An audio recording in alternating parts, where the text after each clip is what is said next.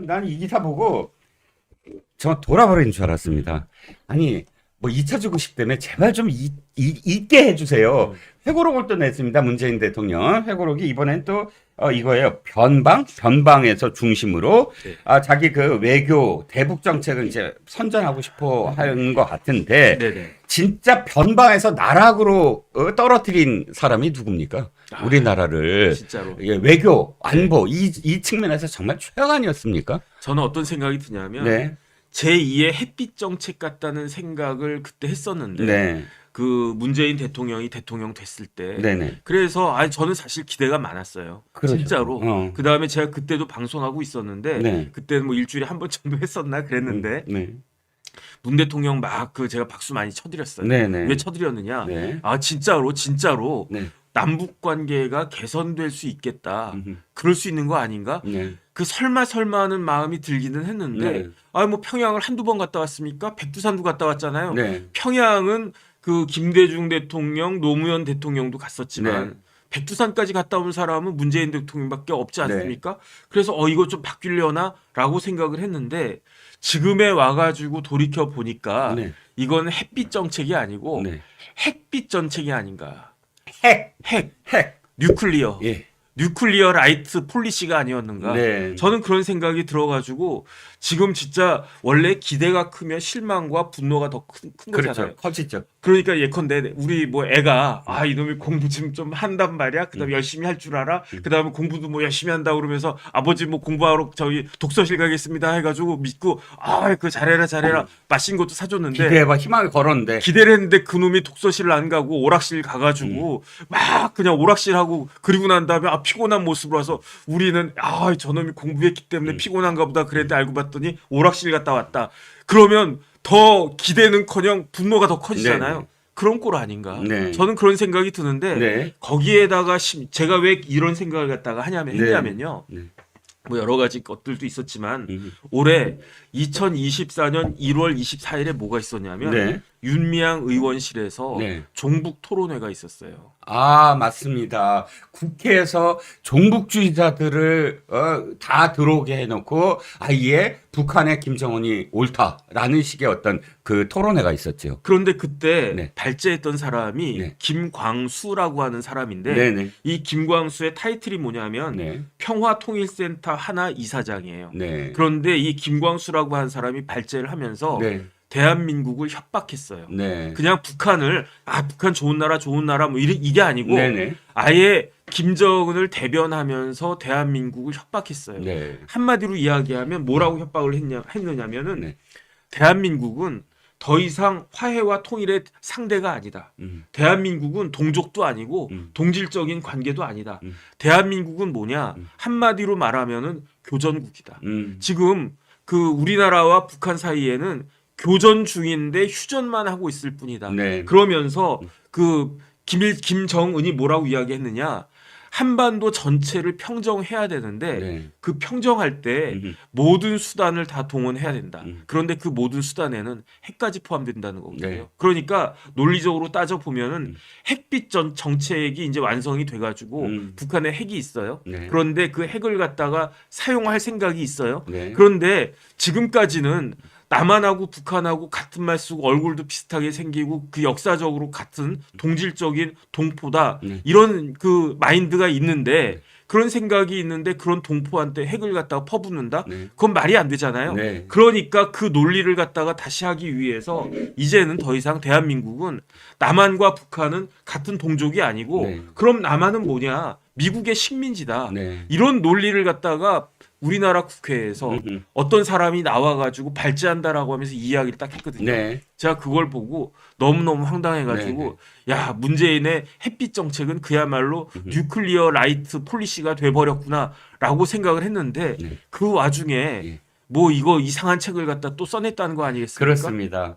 지금 말씀하셨던 부분이 어떤 부분이냐면 북한은 이 김정은과 그런 수령들이 네네. 어떤 교실을 내립니다. 네. 근데 교실을 딱 내리면 이게 해석을 해줘야 되잖아요. 자, 교시 한마디 딱 내리면 중앙 노동신문이 쫙 뭐 사설을 통해서 이게 무슨 뜻이다라고 딱 밝힙니다. 네네. 그다음 어떻게 되냐면 그걸 갖고 각 소단이 있죠. 막 마을의 소단이 예를 네네. 들어서 5명, 10명 이런 소단위가 모여서 학습을 해요. 네. 그래서 한 사람이 딱 얘기해서 이건 이런 뜻이고 저런 뜻이니까 우리가 이걸 떠받들어야 된다. 이게 학습이거든요. 자, 지금 김창수라는 사람이 윤미향의 이 주도로서 뭘 했냐면 학습을 한 거예요. 네네. 왜? 김정은이 갑작스럽게 네. 우리 민족끼리를 파토를 했어. 아까 완전히 끝냈어요. 네네. 그리고 김일성과 그다음에 김정일이 한 것을 부정하고 네네. 이제부터 우리는 적대적 관계다. 지금의 어떤 평화 운운하면서 통일 정책을 완전히 바꿔버렸거든요. 네네. 그러니까 이게 대혼란이 일어났어요. 우리나라의 그런 이 종북 단체들이 그러니까 학습을 하는 거예요. 우리 김정은 수령님은 이러이러한 뜻으로 이렇게 얘기했다. 우리가 그걸 어떻게 떠받들어야 된다. 난 북한 주민들이 학습하는 건 이해하겠는데 어떻게 국회라는 우리나라의 정말 이 국회 그러니까 그 정치의 심장부에서 자유민주주의 국가의 국회에서 버젓이 국회에서 김정은의 교실을 학습하는 시간을 가졌다. 네네. 정말 저도 충격적이었거든요. 그런데 문제는 이 문재인이 더 충격적입니다. 이 회고록에서 도보다리 대화를 인용을 하면서 네네. 김정은이야말로 예의 바른 사람이고 김정은은 그때 비핵화를 구구절절히 절실하게 얘기했다. 네네. 딸 세대까지 핵머리에 이고 살게 하고 싶어 하지 않았다라고 자신한테 얘기했다. 정말 절실함이 느껴졌다. 네네. 이렇게 얘기한 겁니다. 네네. 그러니까 그럼 둘 중에 한 사람이 말이 틀리는 거네요. 왜냐하면 김광수의 말이 맞느냐, 네. 문재인의 말이 맞느냐, 네. 우리는 어느 쪽에다가 방점을 두고 북한을 대하고 우리의 안보관을 확립해야 되느냐. 김광수 말에 의하면 북한은 우리나라한테 핵으로 공격할 수도 있다. 이런 이야기거든요. 그런데 문재인 대통령의 말에 의하면은 그런 북한은 그럴 리가 전혀 없다. 이런 거 아니겠습니까? 그럼 그거를 진단할 수 있는 건 뭐죠? 이 지금 어떤 입장을 취하고 있느냐예요. 네네. 김여정이 최근에 이렇게 조선중앙통신을 통해서 또 이렇게 교시를 내립니다. 북한과 러시아가 무기 거래한다는 건 황당한 억설이다라고 네네. 하면서 억설? 억설. 네네. 북한에서 또 이렇게 네. 또 우리의 옛 말들이나 혹은 우리가 네. 안 사용하는 말들을 네. 사용하잖아요. 그러면서 이렇게 얘기합니다. 우리의 무기는 서울을 향한 거다. 네. 우리는 서울과 전쟁을 준비하고 있다라고 이야기하고 서울이 허튼 국리를 하지 못하게 우리는 무기 개발을 하고 있는 것이다. 네네. 이렇게 선언을 합니다. 네네. 그러니까 문재인과 다른 결이고요. 문재인은 망상 속에 살고 있다. 네네. 그러니까 자기가 한 걸 어떻게든 미화시키고 싶은데 네. 왜냐하면 하노이 노딜 이후 사실 그 애원을 했잖아요. 네. 김정은한테 다시 좀 해달라. 음. 그런데 그 이후에 어떻게 했습니까? 김정은과 김여정은 삶은 소대가리 웃기는 소리 하지 마라. 그러면서 공격을 했잖아요. 그런데 이 상황을 잊고 싶은 거야. 어떻게든 미화시키고 싶은 거야. 네네. 더 기가 막힌 일이 있습니다. 트럼프 얘기를 하면서 트럼프가 그러니까 이렇게 얘기해. 이 회고록에 보면 트럼프는 하고 싶었다. 하노이 일을. 네네. 그런데 볼턴이나 뭐 당시에 펜스나 폼베이오가 발목을 잡았다. 트럼프의 발목을. 네네. 그래서 트럼프가 자신한테 이렇게 얘기했다. 미안해하면서 아이고 나는 수용할 생각이었는데 볼턴이 지금 발목을 잡아갖고 못했어요. 라고 사과처럼 자기한테 문재인한테 얘기했다는 거예요. 네네. 그런데 이 모든 게 다 사실이 아닌 게 뭐냐면 볼턴도 회고록을 썼고 그 다음에 폼페이오도 나중에 회고록 같은 걸 썼습니다. 이 회고록에 따르면 이렇게 얘기해요. 트럼프가 문재인이 지난번에 말씀드렸잖아요. 네네. 우리 같이 네. 했죠. 문재인이 너무 퍼주기를 하려고 해서 네네. 너무 지나치게 이 유화적으로만 대하라라고 요구를 해서 배제했다. 네네. 계속 배제했다. 또 김정은도 마찬가지입니다. 김정은도 친서를 보냈는데 2018년도에 트럼프한테 친서를 보내서 문재인이 너무 과도하게 관심을 가짐으로 제끼고 우리 둘이 직접 대화를 합시다. 그러니까 완전히 배제됐다는 이야기잖아요. 예. 그런데 저는 그 다른 걸 다 떠나가지고 문재인 대통령은 저런 뭐 이상한 책을 갖다 쓰기 전에 네. 분명히 김광수라고 하는 사람이 종북 토론회에서 저런 이야기를 했다는 걸 몰랐겠습니까? 알았겠죠. 저 부분에 대해서 어떻게 저런 부분들에 대해서 해명을 해야 된다라는 게 필요하고, 그 다음에 또 뭐가 있었습니까? 남북 교류 사업소 폭파됐잖아요. 네. 그거는 어떻게 될 것이냐? 뭐 그것과 관련해서 제가 얼핏 그걸 봤더니 뭐 사과한다, 뭐 미안한다, 뭐 그런 식의 뭐 문서를 갖다 보내려고 했다, 뭐 또 그런 이야기를 갖다가 했던데 그게 말이 되는가? 그 다음에 작년 말인지 올 초인지 정확한 날짜는 그 확인이 안 되는데 네. 평양 남쪽, 평양 혹시 가보셨어요? 네. 평양 가보셨어요? 네. 평양 남쪽에 조국 통일 3대 헌장 기념탑이 있었대요. 네. 그때가 그 평양 가셨을 때 그거는 못 보셨죠? 못 봤어요. 저는 평양 안 가봐가지고 못 봤는데 네. 네. 그거를 네. 철거해 버렸어요. 음흠. 파괴해 버렸어요. 네. 그 이야기는 뭐냐면은 김정은 입장에서는 조국 통일이고 뭐고 간에 필요 없다. 네. 그걸 갖다 그냥 다 철거해 버리고 네. 어떻게든 무력으로 점령을 갖다 하겠다. 네. 무슨 수단이라도 쓰겠다. 그 와중에 우리나라는 어떻게 하고 있습니까? 국정원의 대공수사권이 2024년 1월 1일부터 예. 올해부터 국정원의 대공수사권을 아예 그냥 없애버렸어요. 경찰로 다 이관을 시켰다지만 경찰은 아예 인력이 없어요. 왜냐하면 네네. 전문 인력이 없기 때문에 네. 국정원은 수십 년간의 노하우가 있지만 경찰은 갑자기 이게 떠안게 됐잖아요. 그 부서 가기 싫어한대요, 다들. 네네. 일은 많고 네. 업적은 안 나오니까. 그러니까 그 저쪽에서는 칼을 갖다가 막 갈고 있으면서 네. 어떻게 한번 뭐 해볼까 그러고 있는데 우리는 오히려 그 집의 비밀번호를 1, 2, 3, 4로 만들어 놓고 무장을 해제하고 있는 것이 아닌가. 전 참 이런 부분들이 불안해지기 시작한다. 저는 그런 생각이 듭니다. 그렇죠. 아까 그 말씀 좀 한번 다시 좀 확대를 해보죠. 현미경을 좀 들여다보겠습니다. 문재인이 어떤 얘기를 하냐면 이거예요. 남북 연락사무소 폭파가 사실 충격적이었거든요. 네네. 그 우리나라 재산이에요. 그러니까 돈도 많이 들어갔어요. 278억 원인가가 들어간 네네. 걸 알고 있습니다. 네. 그거 그대로 그러니까 공식적으로 그건 우리나라 재산이고요. 국토부가 관리하고요. 우리가 돈 된 것 대한민국 자산입니다. 대한민국 정부 자산이에요. 그것을 지금 우리 보는 앞에서 폭파시켜 버렸잖아요. 네네. 그것으로서 문재인의 대북 정책 실패했다라는 상징이 됐거든요. 그러니까요. 그런데 이 문재인이라는 자가 이렇게 얘기합니다. 잘하고 표현한 게 화가 나세요. 자, 이 회고록에 이렇게 얘기해요. 미안했던지 네. 김정은이 이 사실을 미안해한던지 친서를 보내서 이렇게 얘기했다. 연락 채널 복원과 사무소 재건설을 협의하자라고 제안하는 친서를 보냈다고 합니다. 네, 언제요?